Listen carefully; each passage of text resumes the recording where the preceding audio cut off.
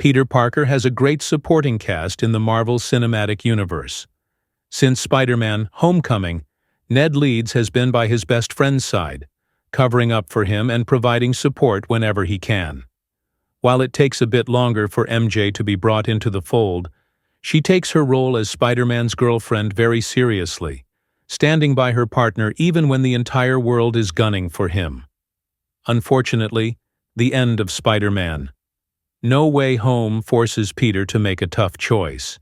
In order to stop a bunch of villains from entering Earth 616, he must make it so everyone forgets he exists, including his friends.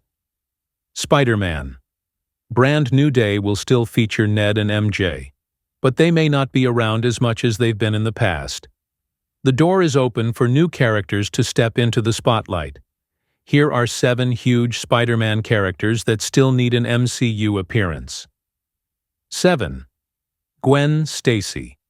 Despite appearing in Spider-Man 3 and both of the Amazing Spider-Man movies, Gwen Stacy has yet to make her presence felt in the MCU. It would be tough to make her Peter's love interest, since he and MJ have such a tight bond. That's not her only role in the comics, though. In recent years, Gwen has become a hero in her own right, and the MCU can continue that trend by giving her powers in live action for the first time. 6. Ben Parker. The MCU decided to forego Spider-Man's origin story in Homecoming because it had been done twice before on the big screen. But taking that route meant skipping over Uncle Ben's death and removing the character altogether. Ben Parker returns now and again in the comics, so the MCU doesn't have to forget about him entirely. Even a quick flashback could prove why Ben means so much to Peter, and how his uncle helped him learn about responsibility before Aunt May took over. 5. Black Cat. If the MCU would rather make Gwen a hero, there's another Spider-Man love interest that could throw a wrench into his plans with MJ. Felicia Hardy. A petty thief who likes to screw over the rich, Hardy becomes the villain Black Cat, who has a thing for the wall crawler. The two often team up when bigger villains cause problems, and there are sure to be enough of those in the MCU to warrant bringing the characters together. 4. Robbie Robertson. J. Jonah Jameson already has it out for Spider-Man in the MCU, revealing his identity and blaming him for the chaos in New York City in No Way Home.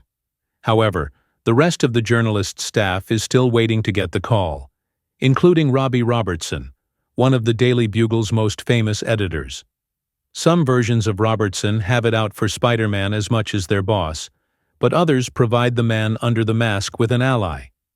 With Peter likely looking for a way to make money in the MCU, Robertson could make his franchise debut sooner rather than later. 3. Silver Sable. At one point, Black Cat was going to appear in a live-action movie alongside Silver Sable for Sony. However, the project fell apart, putting the mercenary's future on the big screen in doubt. The MCU can make things right by sending Silver Sable after Spider-Man. Her resources are vast, so once her forces set up shop in New York, Peter won't know peace until he's taken down her entire network. 2. Teresa Parker. While the MCU has stayed away from Peter's extended family outside of May and Ben, the comics make his family tree complicated. It turns out that he has a sister named Teresa, who was adopted after the death of their parents. Nick Fury recruits her and makes her a capable spy without Peter knowing anything about her. Once they do link up, though, they prove to be a formidable team. 1. Leo Zielinski. Peter is used to having Tony Stark make his suits in the MCU, which is why it's such a big deal that he makes his own at the end of No Way Home.